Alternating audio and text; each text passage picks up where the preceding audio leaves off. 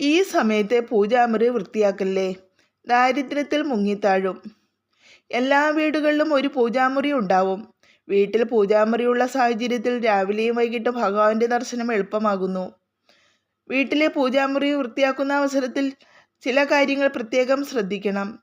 ഈ കാര്യങ്ങൾ അവഗണിച്ചാൽ ലക്ഷ്മി ദേവി കോപിക്കും. ശനിയാഴ്ച പൂജാമുറി വൃത്തിയാക്കേണ്ടത് ആവശ്യമാണ്. ഈ ദിവസം വൃത്തിയാക്കുന്നത് വീട്ടിൽ നിന്നും ദാരിദ്ര്യം അകറ്റുകയും ചെയ്യുന്നു. വ്യാഴാഴ്ചയും ഏകാദശി ദിവസങ്ങളിലും പൂജാമുറി വൃത്തിയാക്കാൻ പാടില്ല. പൂജാമുറി വൃത്തിയാക്കുന്ന അവസരത്തിൽ വിഗ്രഹങ്ങളും ചിത്രങ്ങളും ഒരിക്കലും താഴെ വയ്ക്കരുത്. ഇത് എല്ലായ്പ്പോഴും വൃത്തിയുള്ള ഉയർന്ന സ്ഥലത്ത് സൂക്ഷിക്കണം. ദിവസവും വിളക്ക് കൊളുത്തുന്നതിനൊപ്പം പൂജാമുറി വൃത്തിയാക്കുന്നതും പ്രധാനമാണ്. പൂജാസമയത്തെ കർപ്പൂരം കത്തിക്കണം.